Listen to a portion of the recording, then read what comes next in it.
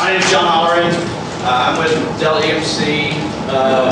Want to introduce the panel here to you. First of all, the session is hardening cyber infrastructure environments. So we've got three of you have been in the cyber sessions this morning. Any of you not in? So Rodney, Thayer from Smithee, want to do a quick little. Yeah, they have files on this already. Ready? Yeah, we so you know, vendor, hacker, consultant. Yeah. Cool. So good group of folks. These sessions have been very interactive. They asked us to come with a list of questions. Not one of us has read a question from the list yet because you guys are doing a very good job of asking the right questions. Let's keep that interactive. We're after the after lunch zone. Typical generic reference architecture, you've got hardware, you guys are putting this stuff together and taking it either through CSI specs or others to bring it to market. Some of the challenges are around the manageability. How do you harden that environment? Ensure you have the latest patches and BIOS and rate controller and firmware, dealing with malware, understanding analytics. In this morning's session, there was a couple of conversations around, you know, when a system is deployed, really need to understand what that baseline is out of the gate, right? What does that deployed system look like on day one? What kind of traffic is going inbound? What kind of traffic is going out of that infrastructure? But being able to understand what that looks like, so when and if an attack occurs, you have the ability to quickly alert and address that. Being able to protect that. If you do end up in a malware type of environment, or you have an incident within your world, how do you get back to and not lose video data, so backing up and all that. And then I think the biggest part where we spend our time is around layered security, right? So there is no single vendor or single solution for securing your infrastructure, right? You've got identity and access management, you have perimeter firewall, you have global threat intelligence, understanding what's going on, who the threat actors are, things like that, penetration testing, and then being able to ensure that data is encrypted are all key elements, all provided by different vendors.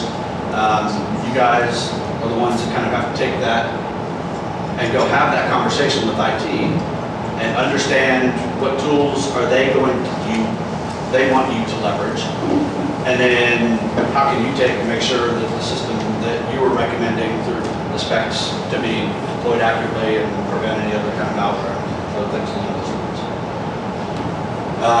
This is I just put graphics on a slide to kind of show a more physical layout of the cloud environment, firewall, perimeter technology, just showing all the parts and pieces. We'll probably come back and visit this one and answer any questions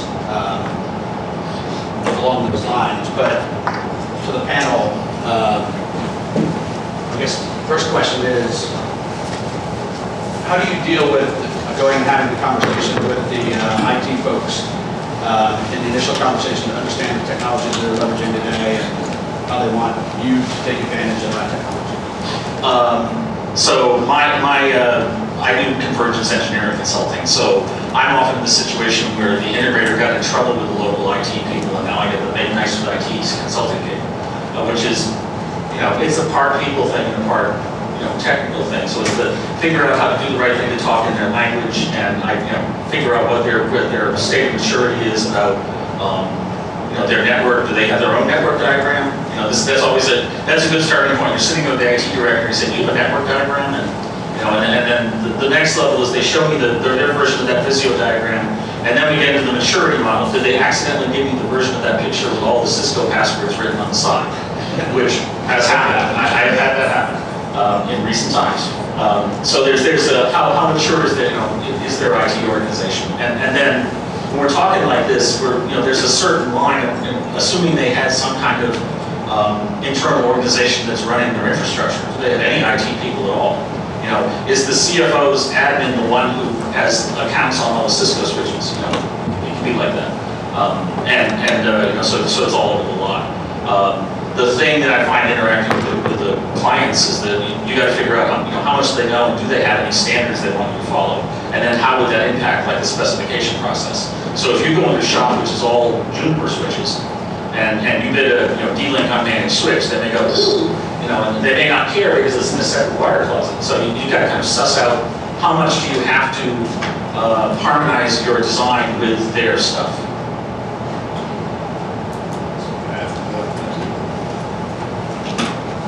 So to add to that, that's one level of maturity of a company where they have an IT department that you're working with.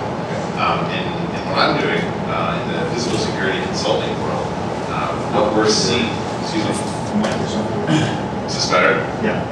In the physical security consulting world, we're seeing a lot of customers coming to us because they're in the clueless state of mind. They don't know what they don't know, and they don't know how to fix anything because they don't even know what's wrong. They often have systems that are already in place, have been in place for quite some time on a security infrastructure, and they're making the realization that that infrastructure is actually a network. It is actually installed on network devices. Has that been accomplished correctly? Has that not? So then you start going through this other process and figuring out, well, who installed it? Because whoever that is, that's who owns it, and that is your IT department for that installation for all intents and purposes. And based on the way that the physical security world is kind of architected up until this point, that delineation kind of at that jack has always been the owner's responsibility.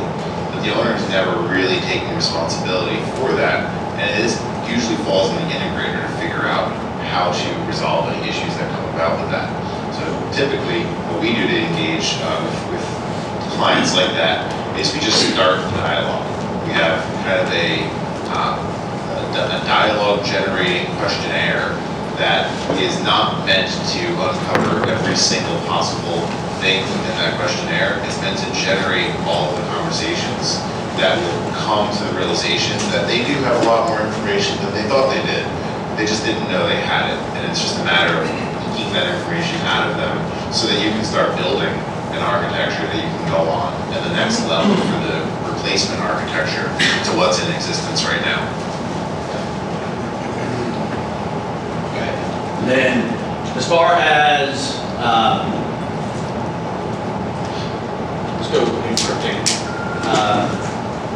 understanding what that path looks like and being able to ensure data is encrypted within the environment. What are the key conversations you're having with the IT folks to understand? Is it certificate-based? Is it TLS-based? Someone else was bringing up earlier. What are the different alternatives you guys are seeing out there in the market today?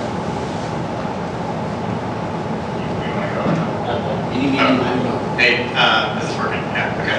I think this actually dovetails from the last discussion. One of the things that we do is we focus on transparency, right? So first point, you've got to be able to communicate what the capabilities of the system or aspects of the system that you're installing on, right? So obviously these guys are talking about the broader solution, and from a manufacturer's perspective, I'll focus on the specific elements that we have.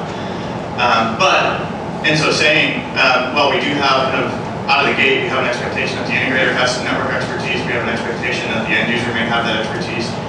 We also ask the right questions and level set some awareness about what the expertise really is, and then potentially offer our own services up to help identify those discussions and help do some of that design and help kind of ferret some of those things out. As far as specific techniques, I mean, TLS, SSL, I mean, those are all common things that have on platforms. I think you got to back up a level. We still have debates about whether you need to secure this or not. I find it terrifying being in a room full of some VMS vendors, not one of these, a room full of VMS dealers, and they're going, we never encrypt anything. Why would you do that? So they, we're still back at the do we need to encrypt this, and was that a requirement? Was that a customer requirement? Whether they knew it or not, to your point about they don't know what they don't know.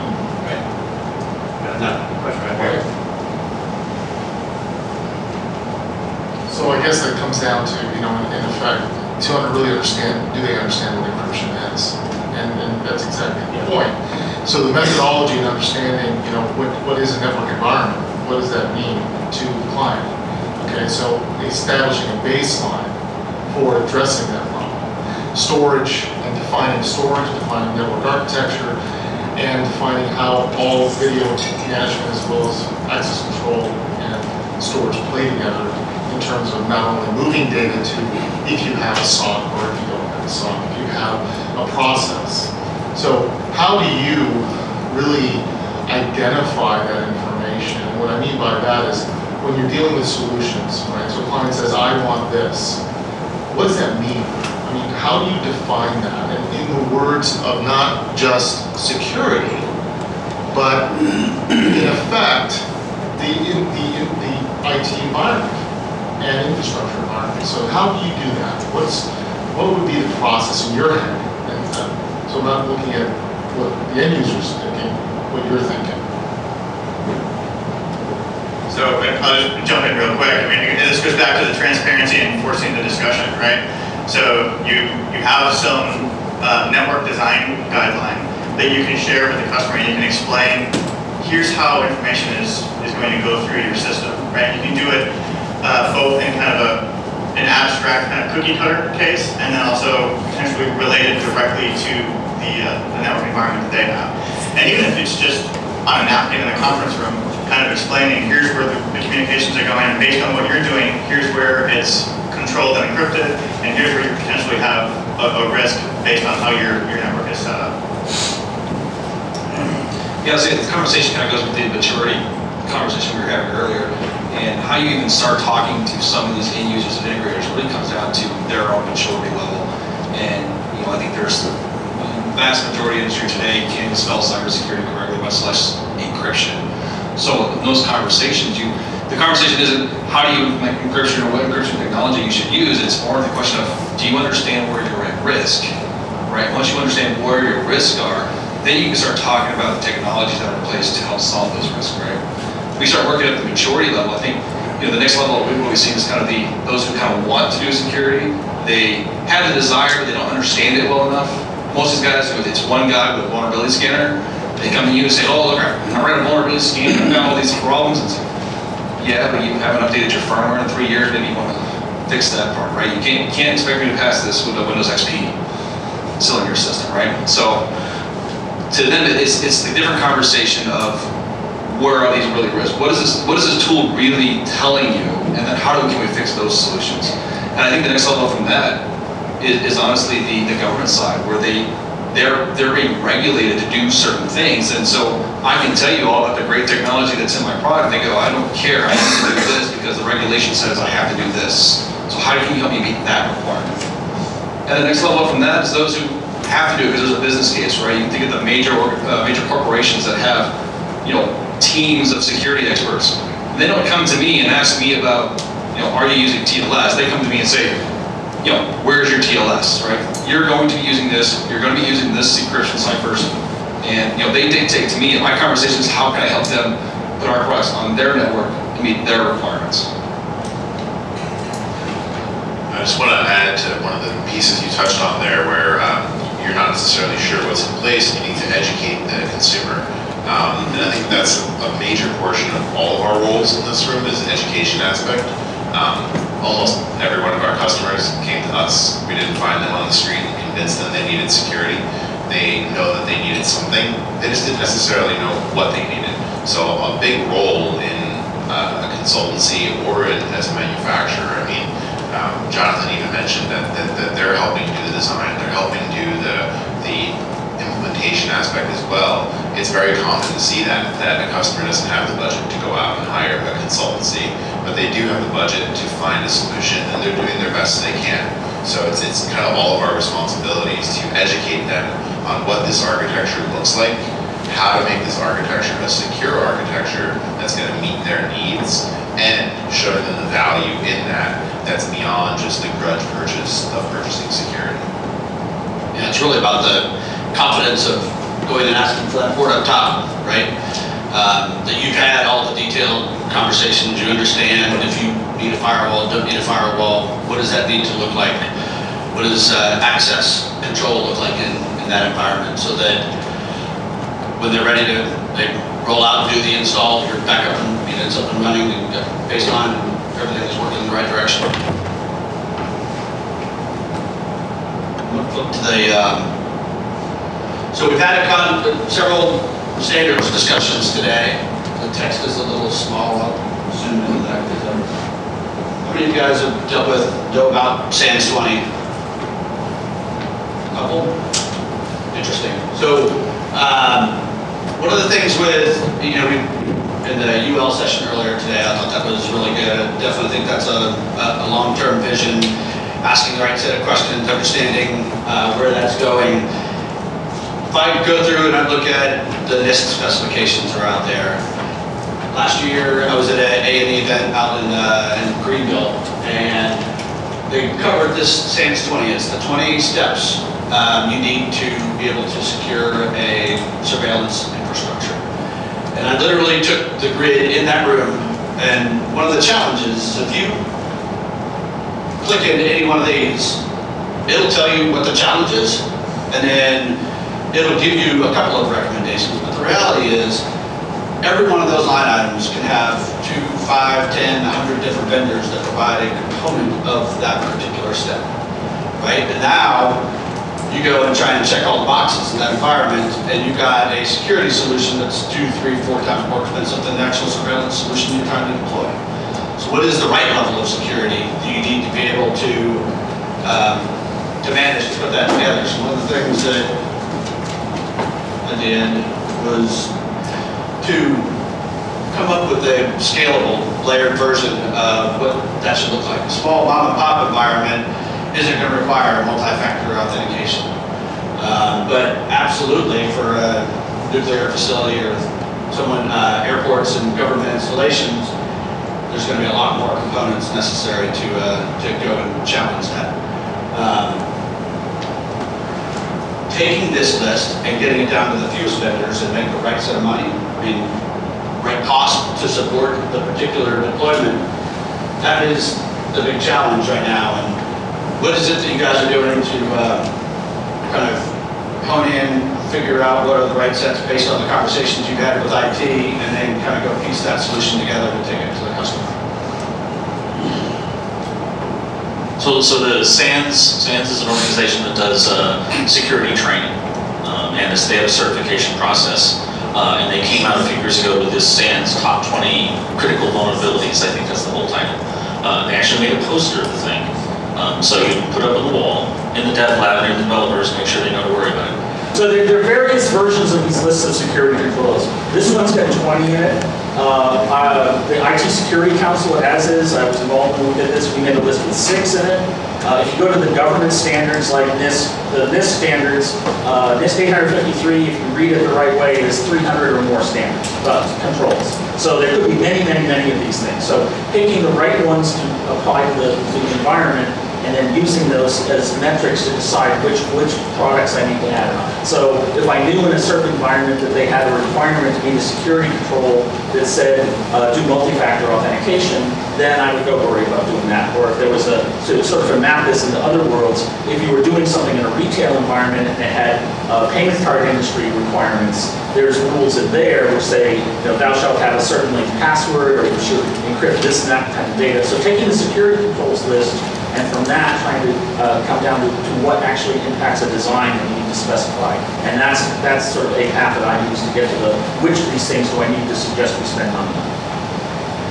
Yeah, one of the factors in terms of SANS 20 and also understanding control-based assessments is that if you base everything on the controls without aligning it with regulations or compliance, and specifically people, process, and the acknowledgement of technology, you are simply fixing one problem with a Band-Aid, and you aren't really bringing together a true security plan. So a lot of people will do a controls assessment, they'll do a pen test, they'll do a vulnerability assessment, point in time, point of reference, but they aren't linking together the security kill chain across IT, OT, physical security, and the people, processing technology. It's just a sliver of the problem rather than the entire issue. So, and the compliance of regulated markets are critical. And it's only getting worse. It's only getting worse. Because the birth of IoT and everything that surrounds it, all of this is now being in the the same as point of control, it's almost impossible at that point if you don't limit the potency. Yeah. What are the challenges you guys seeing around dealing with hardening of the infrastructures? What's that afternoon lull? I was tired. Go for it. You really allude to this with your wonderful spreadsheet here. I love that. Yeah, that's great. Absolutely. I think that's genius in the way that you've laid it out. It's just excellent. But the challenge that everybody has, and we've kind of been talking around this, is prioritization. And so, and this is certainly one way to do that.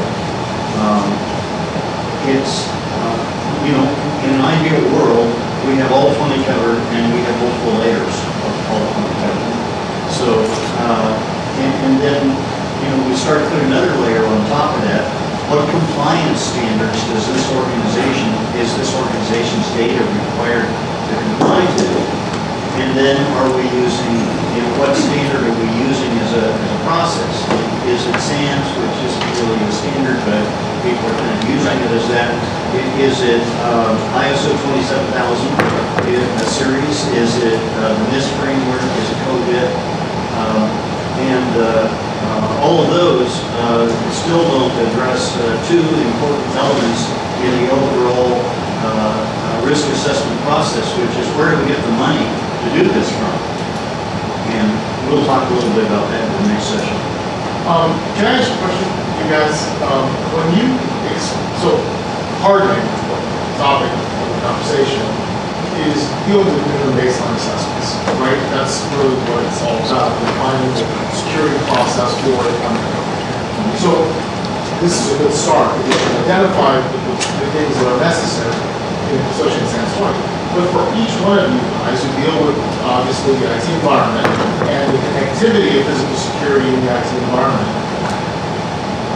tell me when you speak to the CIO or the IT director, which I would know a lot, where do you see that, you know, this minimum baseline assessment requirement takes place? I held it down and then I sensed her. I had it up past mid.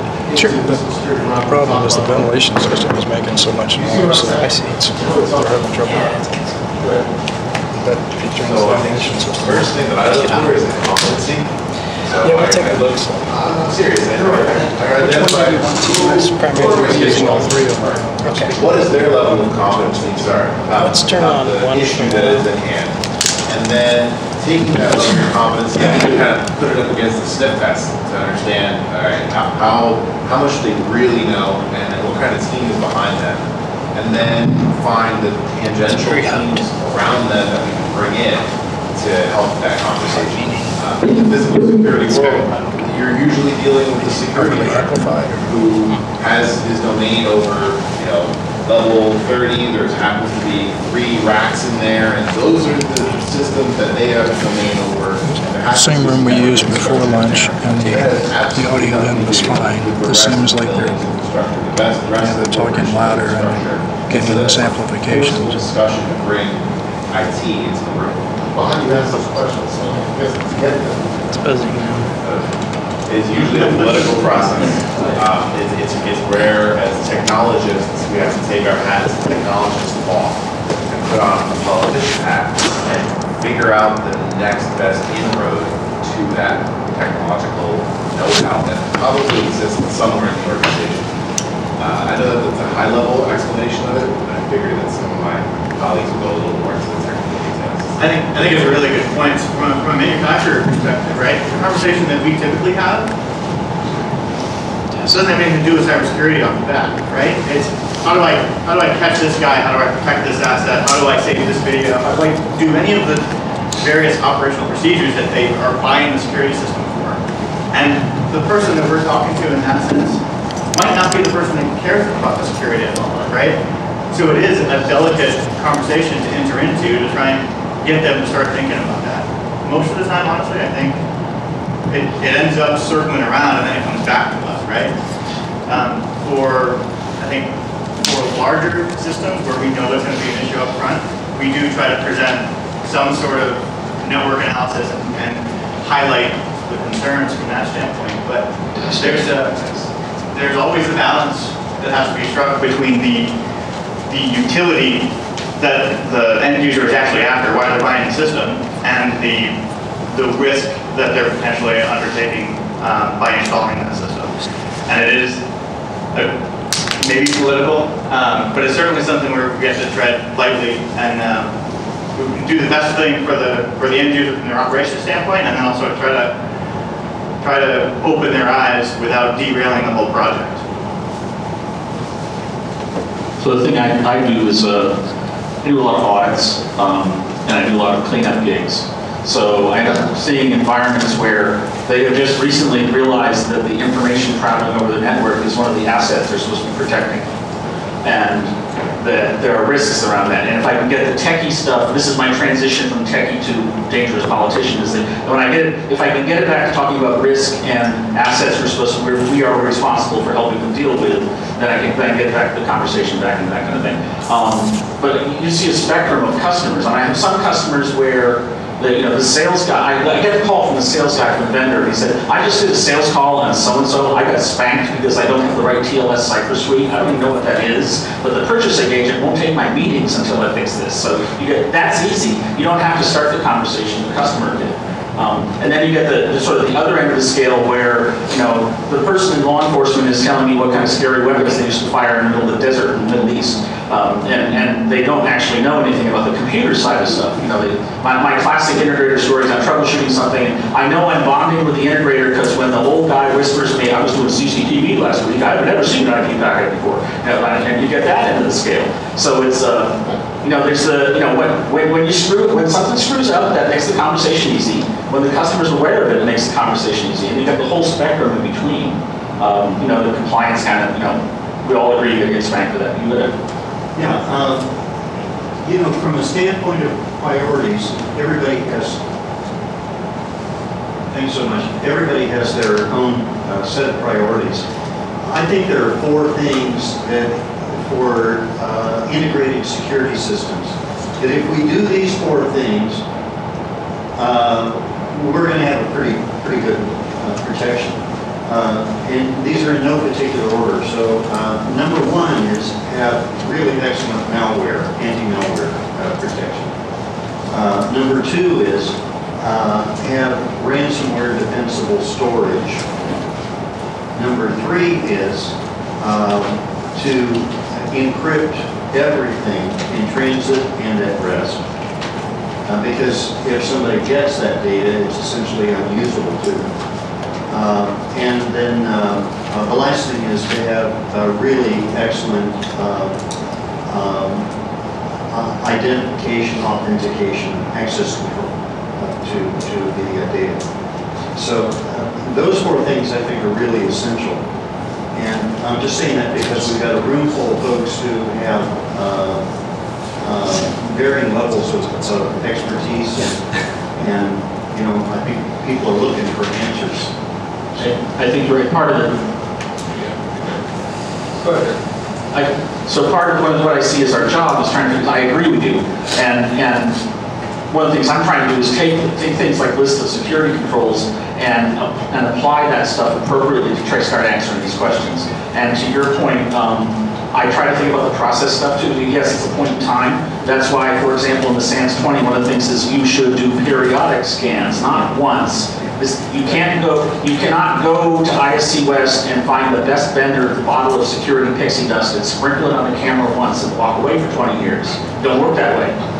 And there are process guidelines to do this stuff. So the idea that you should do annual tests or whatever the frequency is. Great product idea. Yeah, totally. Just to refocus this on the security product themselves, there's lots of different security products. Obviously, there's software as a service, there's software, there's hardware, etc. To bring it back to like a hardware type focus, like for an access control panel, hardening there.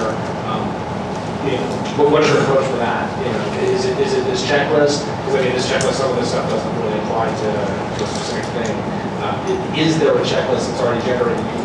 Rodney, you mentioned NIST as a list of things to check on. Is there something from our perspective that we can reference So that the example I know of is if you read, you don't have to go, I'm not saying go buy a test. Read UL 2900-2-3, the one which is for life safety and physical security. So if you observe the way that document is trying to take these big control environments and apply it to that specific world. So that's an example of a place you can find the better relevant things. Another example, the Cloud Security Alliance has this really great spreadsheet where they take all these different controls regimes and they say, so this translates to this. So if you're looking at a hospital and you have to worry about HIPAA, how does that translate to some of these other things? So you can then get a specific control. So this is finding which set of controls applies to your environment for real is the way to do it. What was that list thing you mentioned? The NIT 800-53. The other thing that applies in this world is the federal government has started saying that they have another one which is 800-171. And if you're doing business with the government starting, I think next year, you have to meet 800-171. And again, these are lists of controls. So I have an integrator I deal with who does work for the Navy. And they know, for example, because it says it in 871, they have to start doing multi-factor authentication on all the equipment they're using. So there are some, close to this world kind of lists that, not perfect examples, but I mean, and unfortunately there are multiples of them. Thank you. Yeah, I have a question back to your hardware diagram.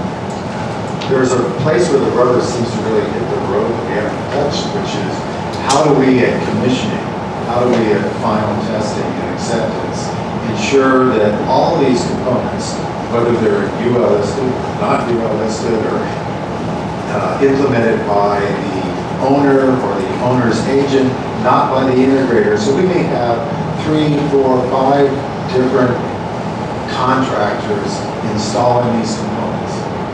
So at the end of the day, how do we ensure that those components in fact create a secure, or come together as a secure system? Whether or not the owner has true InfoSec capabilities or not, there's still a challenge or an expectation, I think, on us as specification writers to come up with a solution that meets certain criteria when that system goes live. So the last 4 years I was in the testing environment with a cybersecurity company.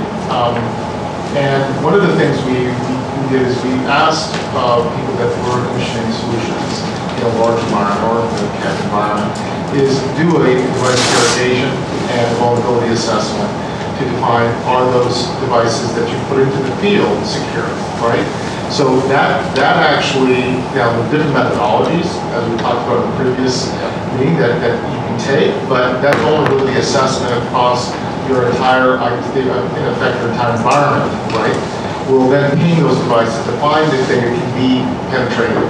And that device interrogation does a really good job to really say, you know what, you've got some problems, and immediately we have to repair those problems. So. And that's going along, understanding your network architecture first, but and where all those devices now in place. Now that goes by design and commissioning, and all that. So that's a good way of doing that. Yeah, as I was re-editing this, you click into one or two of those, just kind of show you the double click. I found out that the link stopped working. But what I did find out is actually the CIS group, the one that puts this together, actually has an assessment tool now. It's exhaustive, 180 pages of scripts that it runs against all of these different tests. Could be extreme, definitely a good idea for someone to do as a service. Someone ought to get on that one. My standard comment when I think the test is bad is there will be a quiz the first time you're hacked. I have insurance for that. Yeah, right. There you go. No, I was going to comment on what you were saying earlier about which of these controls is the device manufacturer. How do I implement each of these controls? I think the answer is I can't. Right? It's not. I hate to say this. It's not my responsibility to implement these controls. It's the end user. It's the installation that has to implement these controls. These are controls on the network. Right? What I have to do as a device manufacturer is enable you to make my products compliant to these. And I think what you were saying earlier, the challenge we run into is, well, if I use a Pelco camera and a video edge in VR, how do I make sure that these two guys are working together to still be compliant with your, and so. That's part of the list of cybersecurity requirements is like encryption at rest, encryption in transit, etc. Right, so we can do a lot of these. I mean, the question I get a lot is, are your products compliant with ISO 2700? No, it doesn't apply to our products, right?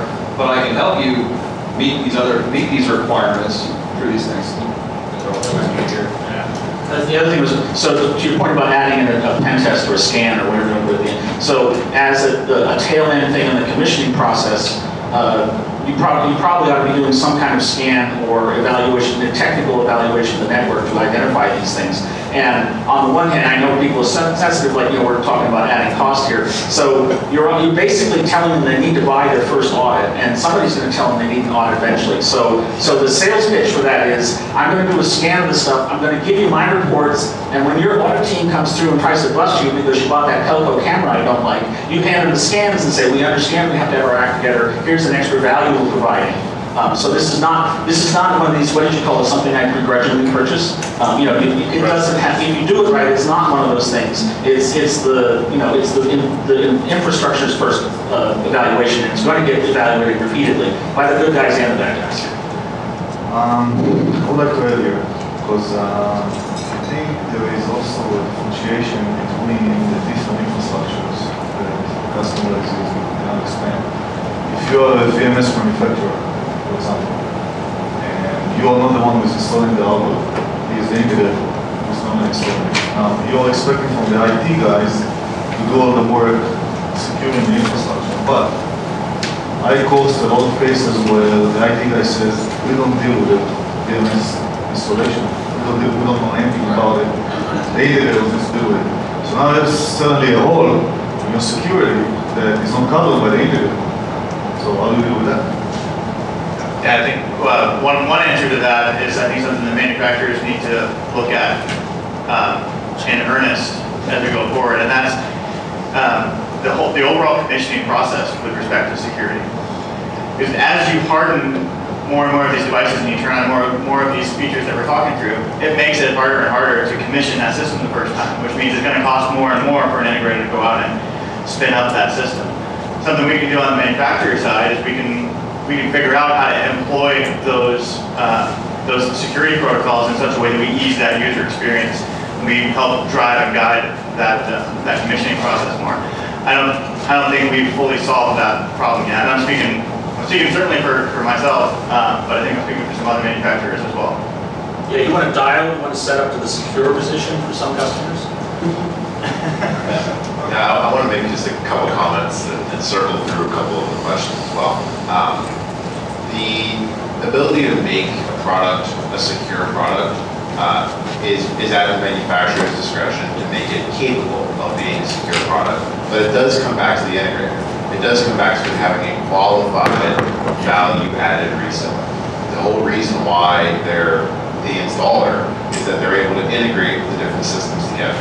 And there's currently a gap in the cyber aspect of the integration world and the physical security world. So based on that gap being in existence, we end up with this not cyber secure infrastructure being installed and nobody to really say it was done correctly.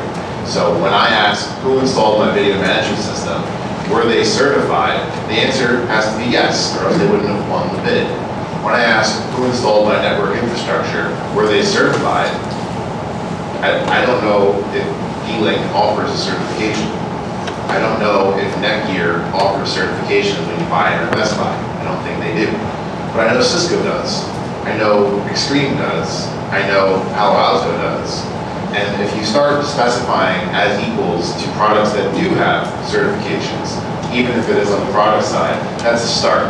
If you start specifying that the vendors who are winning projects have to have a certain level of generalized network certification or generalized like an A+ type of certification, then you at least understand that they understand the systems that they're installing. I want to take this back now to what Tom was saying about the different orders and the lists that you put together here. I think that the lists are a good in-the-weeds way to check the boxes and make sure that we're secured and developing the proper architecture. But really, if we take a step back, we're all already classically trained in the defense in-depth approach when it comes to physical security. You want a vehicle barrier to stop the trucks from hitting the building. You want people to make it to the building. Then you want to stop them from going into the building with the turnstile. And after they get to the turnstile, we want to make sure we know who they are, et cetera, so you can track the whole process. It's the same idea with data. It's the same idea with networks. It's the same idea with code and with software. The problem is the competency on understanding what those different layers are is something that has to be trained within the community. And I think as more people start realizing the value in that kind of knowledge base within themselves, then we'll see a higher value in the total market, really. We got a question right here. Well, thanks so much for the presentation. I keep hearing at least what I think is the same story of pushing out the entire environment, the entire overall program, not the product. But why? And what I mean by why is, I'm a big fan of idiot lights on my car. A little light blinks on my dashboard when it's broken. I may not be skilled enough to know what that means, but manufacturers, pretty much all of them, are putting out IP camera tools. Can you just add a little feature to that tool that it scans the operating system? It scans for default username and password, gives you green light, red light. It scans for is encryption enabled, or are the streams unencrypted, green light, red light. It scans for are all the OS systems, or all the files the right size. If they're the wrong size, maybe they're running all the processes on there, they're running malicious processes. Is there anything that the manufacturers are pushing out so that you just get the green light, red light, idiot lights as a consultant who's been doing CCTV for 20 years? And yeah, I want to trust the integrators, but I'd also be able to run a quick script and it goes out and checks this product. It wouldn't be universal. Couldn't be every product in the world, but that manufacturer could push out an updated version each time, an updated firmware each time fingerprints are probably the wrong technical term to print it out. That's a good idea in concept, and there are tools to do that. In general, if it's labeled as the IP configuration tool from the camera vendor, then somebody in IT is going to come by and break your fingers when you run that in their network, because it's going to do a scan of certain kinds. Now, there are tools that do it perfectly elegantly. I don't mean they're all like that, but you have to be a little careful when you go down that path, and yet being able to get some sort of tool that does this. And there are people who sell physical security-oriented kind of tools that will do some of this stuff. And yes, technically it would be possible for vendors to have reasonable scans, but you'll get the explosion of how many combinations. Do I have to ask Pelco to be able to scan? I have a 2012 R2 server, and I guarantee it's patched good enough, but it's in my weird VMware environment. You can scan that for me, right? So you get some kind of. It's hard to give them a tool that would just do the one button thing. But stay with me. I'm not looking for you to fix my environment. I get that there's a mix of storage, a mix of servers, a mix of clouds, they make rain, they make all kinds of stuff. There's all of that. But how about you sell me a camera, you sell me an access control panel, you sell me a little magic black box that has a computer inside and does the thing.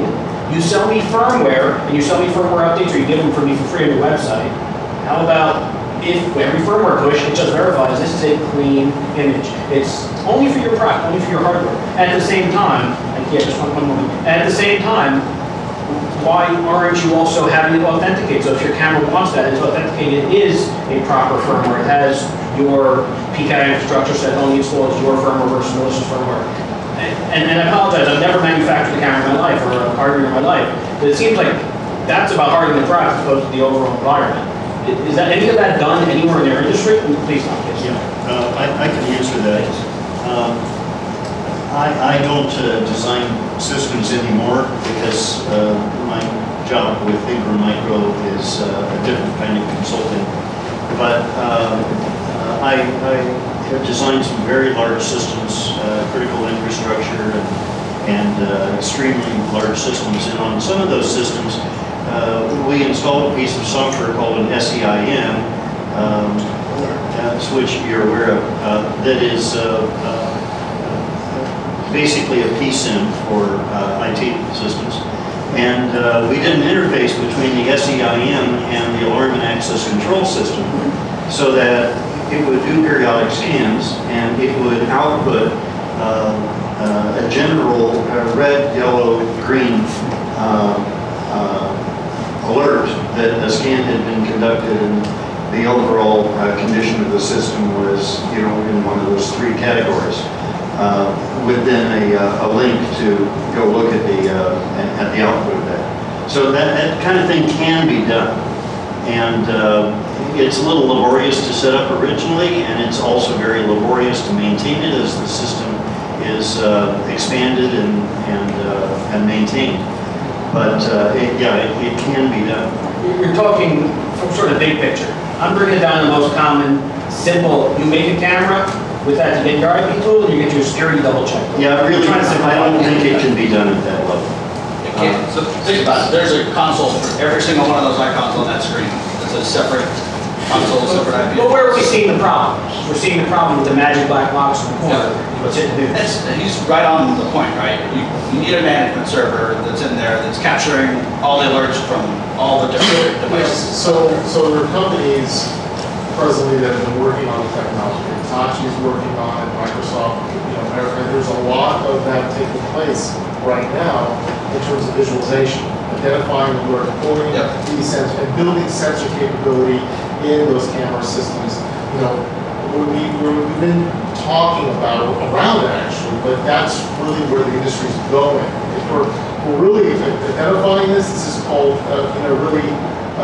data identification, metadata identification, not security any longer. So what's in the field is what has to be identified and actually has to be secured.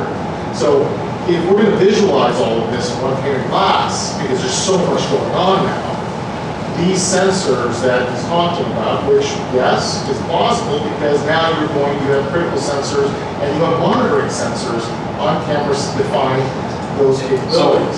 So let me comment on that a little bit. So I think you were asking earlier about some of the simple checks and stuff, like do you have default on, do you have some of these simple hardening stuff. Yeah, I mean, that kind of dashboard is easy. Something that we do in a lot of our products today is you go to one page, here's the security settings, hey, you still have this on, or hey, somebody enabled this feature, things like that. That's kind of a one-page dashboard. The challenge is that it's kind of limited to the configuration of that product. And when you're talking about like a network level type information, absolutely, there's a lot of products out there. We can put their agents on our camera and we can now talk. But I think my point is there's a lot of different products out there that want to put their agent on my camera, right? I have a camera with limited hardware designed to process video. Now you want to put an agent on top of that. That's what I'm saying. Right. Inevitably, the box is going to give you the metadata, right? And that data is going to be pulled up to the visualization. And you're right, but the cameras are going to have to be able to be positioned to be very simplistic at that point, right? They're just taking video information and pushing data. Yeah. So it's a hard question. I agree with you. The question that I was going to ask was, we're designing and installing an electronic security system, and we're designing and installing a network infrastructure, and we're designing and installing a security system on the network infrastructure. So in terms of priorities, I'm just curious from the panel and from John and from others in the room, do you have a preference in terms of setting up the network infrastructure, commissioning the security system, and then applying the electronic security system, and then applying the IT security system on top of that, or do you try to get, what priority do you think is appropriate for that? I think it's a key element in the early on discussions to talk with the IT folks and the microphone back to the second answer first.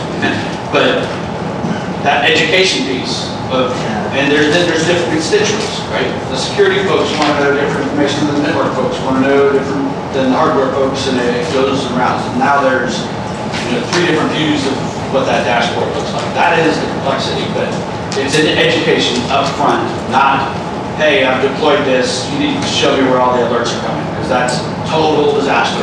When you're there, you failed that installation miserably. Hang on, we'll let him go real quick. Yes, I guess my specific question, you sort of just answered it in the last probably couple minutes, was Target's breach from, 5 years ago, where it came through the building automation control system, right?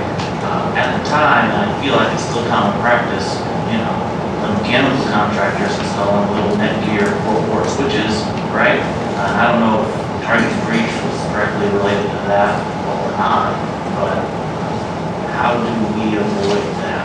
So I work for an MVP company, technology design, security design. So the thing is that if it's on the network, it's a target. I mean, this is the way the hacker, you guys corrected my description, so let me restate this. Target, representative of victim. So, the target of attack kind of thing. So that everybody's got to worry about the network has to be safe. So it applies to the HVAC vendors. If you're buying the right kind of systems, those lights can have IP addresses. It used to be a joke to, in California, there's this electronics store called Fry's, and they would sell, there was a joke, you could go to Fry's and buy an IPv6 addressable refrigerator. Well, you can go to Fry's and buy an IPv4 addressable refrigerator today. I'm not sure it's V6 yet. But anyway, so everything's on the network, and therefore it's all a target from the point of view of the adversary. So the whole infrastructure has to get worried about. And yeah, they're putting Netgear switch. I mean, the bad news is they're putting Netgear switches. The good news, I did an audit for somebody. I was in there troubleshooting the camera stuff, and it was clean up the loose ends day for that construction site. And so I was there, and the geek from the HVAC service was there, and he realized he was going to have me look at the stuff. The first thing he says to me is, "I'm sorry, we run Flash in this, we don't have HTML5 yet, we realize you guys have a cyber issue with that." And I was in shock. The HVAC elf knew what to talk about when he was saying this. Now, on the other hand, he had an unsecured switch on the roof that went down into my switch that ran my cameras. So, really, do I need another building in that city that I personally know how to attack? But so everybody's got to worry about it. It's not just a physical security issue. And it goes to all sorts of things now because the use of the network is pervasive. I guess I was just wondering whether the SNMP can work in this context in like an OpenView or any NMS. That's a question. Yeah, I think that's a great question, and I think that is a good lead into a dangerous statement I'll make, which is I think that the delineation, the actual delineation between a physical security network and an IT network is going to go away. The expectations on the endpoint nodes for an IT system, your servers, all your various devices, being able to support stuff like SNMP, being able to report information into your SIM tools, being capable of being monitored by your NOC, being capable of harnessing some kind of malware detection on board. All those expectations that we have of intelligent, smart devices on your IT network are going to become expectations for your security devices as well. The delineation between the two will just be the use of that device, but we're given a pass right now to the physical security world. And it used to be that you could say, well, we're so different that we deserve a pass. And in the OT space, the industrial control space, we run PLCs and RTUs and security by obscurity. No one understands Modbus or DNP3. It's just not okay to say that anymore. Just like someone earlier mentioned a Black Hat talk talking about access control, I can show you 20 of them that talk about how to hack SCADA networks or networks that we rely on for light and power in this room, so you can hear my voice. And I can already tell you there's degradation in that delineation on that side of the world as well.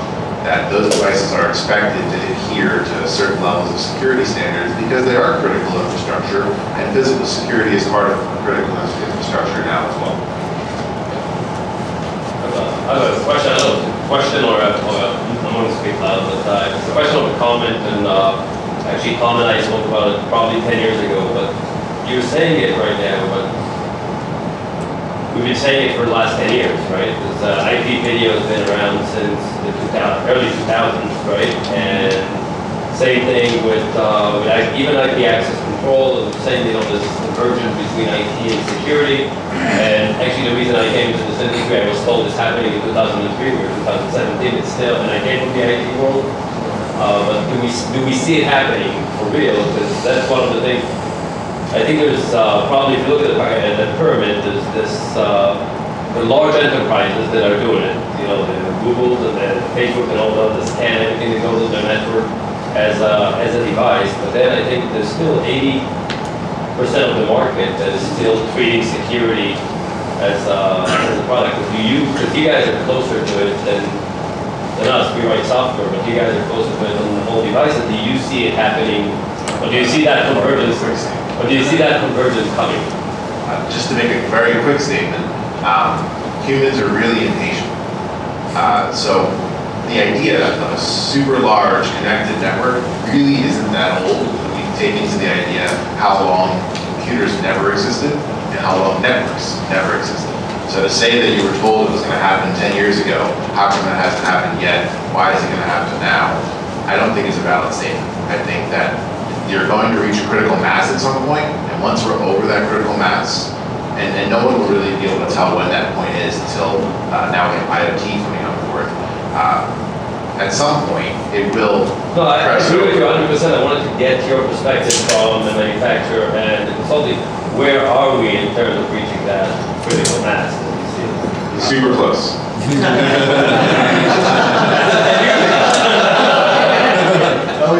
But 10 years is sort of much time. Yeah, that's what I'm super, super close. I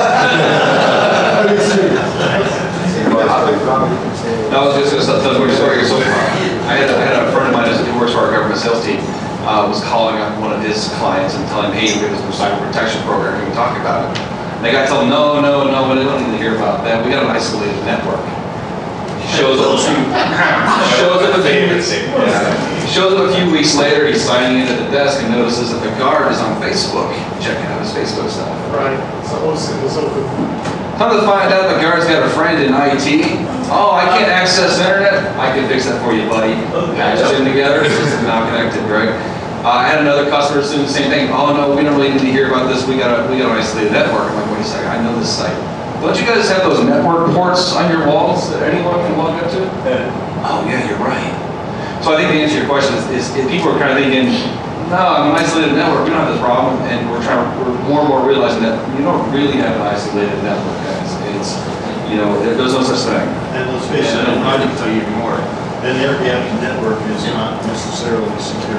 So the second time I got hired to disinfect an airport control center's video network that was segmented because somebody walked in with an infected USB stick, I decided that we had to worry about it. And that was a few years ago, but I'm probably living, if you do firefighting, you only hang around burning buildings, right? So don't take that as data. More and more customers, not just the big boys, certainly people at Facebook level, but more and more customers are asking for this.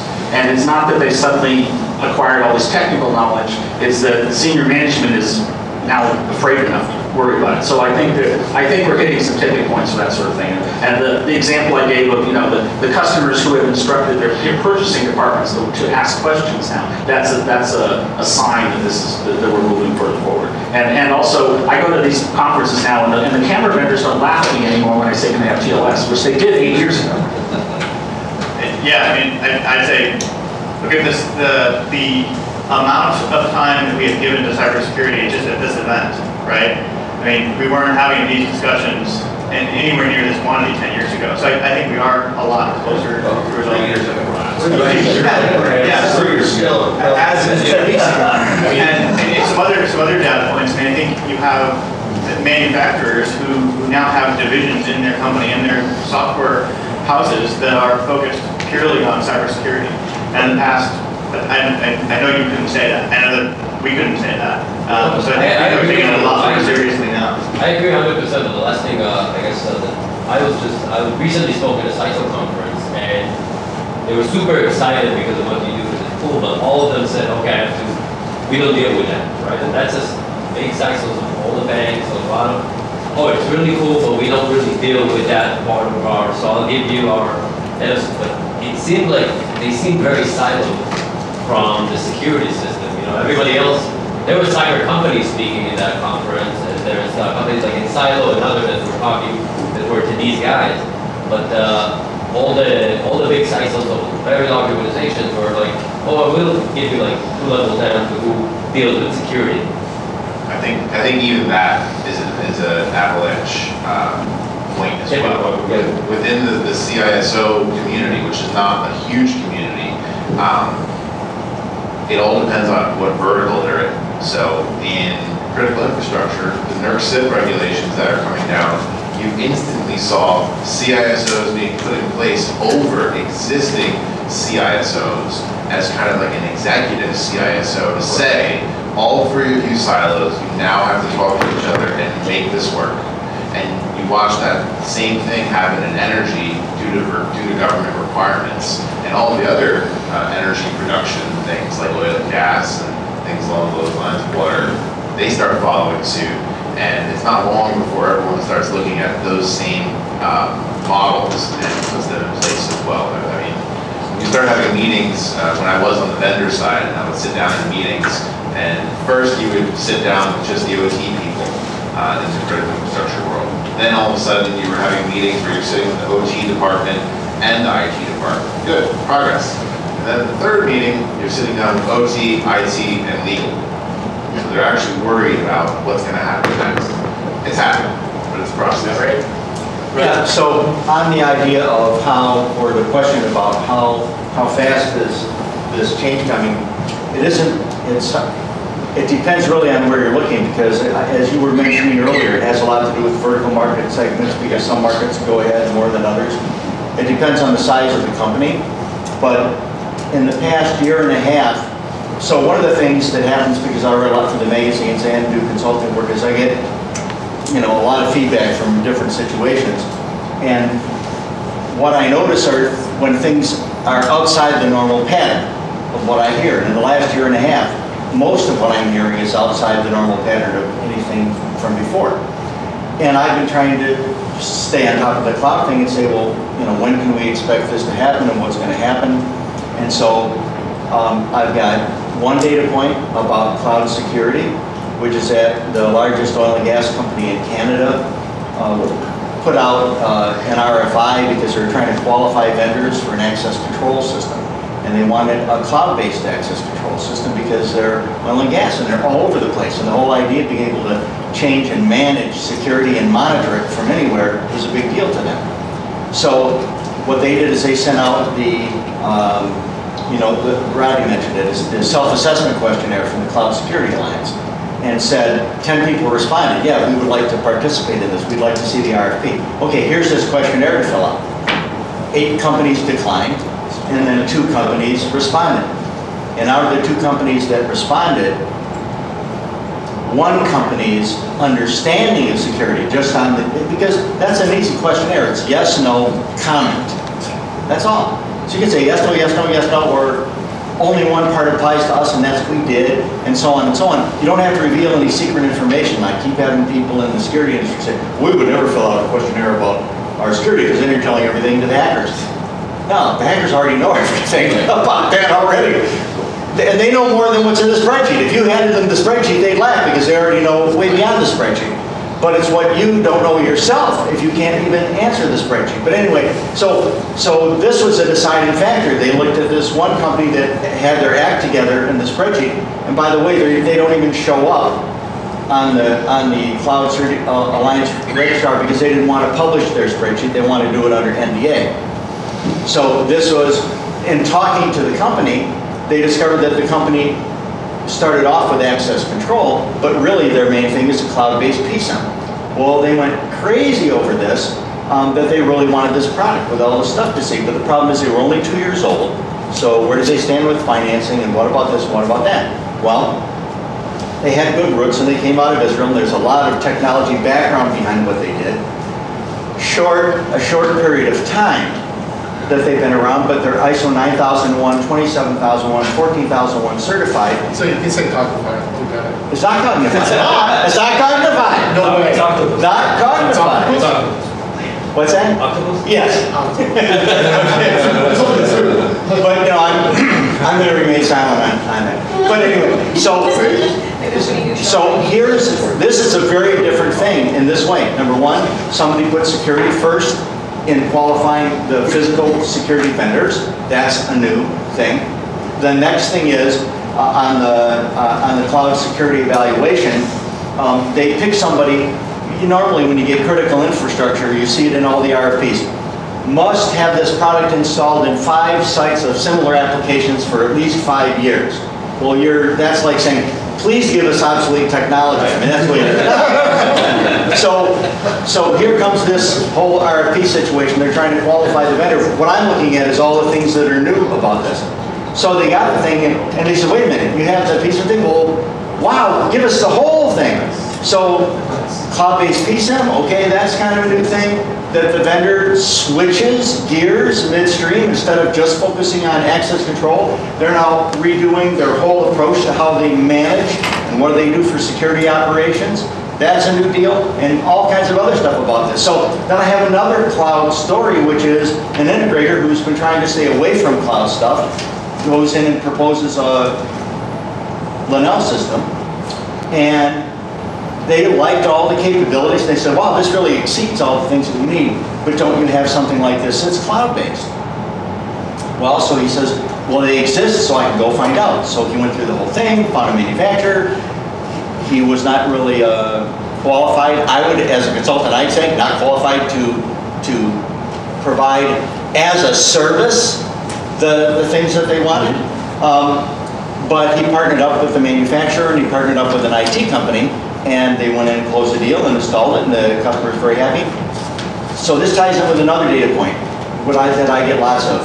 For about the 10th time I heard this year earlier, well, we're not doing anything with cloud yet because half of our customers absolutely refuse to go to cloud. And I'm always thinking about, okay, well, what about the other half that you could be selling to maybe? But anyway, so after, and this is the point, they're saying they're leaving, and so what's the direction of the trend? Is it that 15% of the people refuse, and next year 80% of the people are going to refuse, and 100? No, it's like 50% now, 40, 20, 30. So they're buying into the dying trend. They're not investing in any future thing. But here's what happens to the integrator.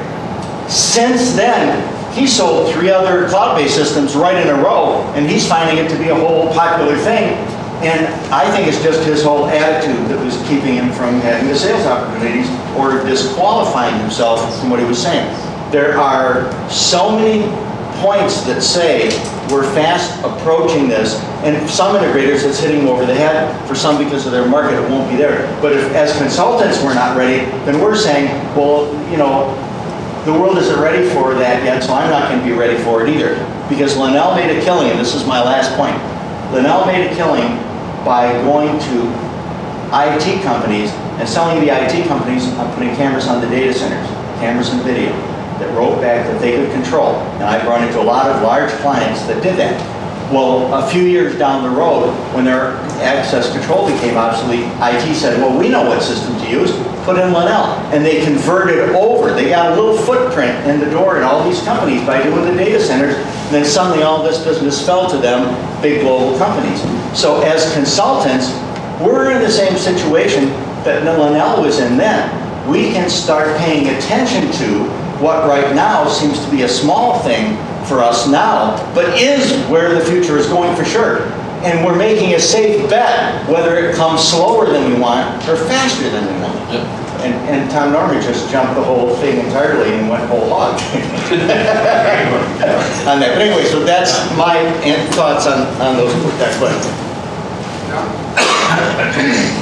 Okay, 2 more minutes. We should probably wrap this up. Sure. So the key thing is, we've been talking a lot. You've brought up a bunch of very good points about trends that are going on in the industry. They are coming faster and faster and faster. There's no longer a point where end customer doesn't deal with security. It is absolutely in the responsibility of all of you to have that sit down educational conversation using graphics, whatever way makes the most sense, but help them understand this is not just something that gets on board that's going to be a protected environment. You're going to use this data for not just surveillance, but it could be used for intelligence and other things down the road. Cloud is here, it's coming. Cloud means data center, right? Hybrid, public cloud, whether it sits in a Azure or Amazon or it sits in a private server in your environment, all cameras are going to filter through some type of an NVR system close to the edge and then pump out into the cloud environment itself, right? So everything needs to be secure. You need to understand, if you're not talking to the right people that say, that's not important to me, you've got to go find these people. Bring that conversation into play. And then doing the right education to help them understand what their liability could be, I think is a huge benefit that we can all provide to all of our customers. Anyone else want to make some final comments? The final thing I'll say is we've had a lot of discussion here, I think, at the right level, because this is it's a solution level problem. It's not going to be solved by any single player in the triangle. It's not going to be solved by any single manufacturer or class of manufacturers. One thing that we didn't explicitly talk about here is the integration element and controlling the data communication between all of the technology players in the ecosystem, which is, I think, another thing to make sure that we're cognizant of.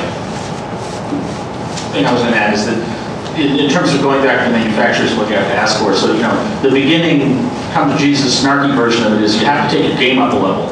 We can't use the same stuff that we sold at Ray, 35 years ago. I don't know, were you doing this 35 years ago? My standard, all you guys in the room, all you folks, all you integrators in the room who put the Magbox in the Lincoln White House, we can't use the same tools you did then. So we need to everybody has to take their game up a level. And so we have to lean on the manufacturers. Now, some of them are acting pretty enlightened, like these guys, but some of them are not. And so, we're going to have to push that. Yeah, I just add on one more thing. The conversation we had earlier about the maturity level of the end users, the difference between physical security and cybersecurity is not that when you start talking about risk and understanding what you have to protect. Right? The only real difference is the technology behind it, the way you actually go out and protect it. The conversations about risk and protecting assets, that goes across both lines. So that's if I could add something to each of your pieces, I do agree that the manufacturers need to step their game up, and coming back to the integration piece, the different manufacturers working together with each other on infrastructure. I would love to see, and just look right at the camera for this one, I'd love to see Cisco or one of the other network VARs get invested in this community and actually find themselves talking about what's going to make a difference in getting their products utilized, because it's a trust but verified idea here. Are the same ideals that we've been using in physical security for a long time now still apply when it comes to data integrity? And we need to trust but verify each of the different nodes that are talking to each other on this spreadsheet here. All right.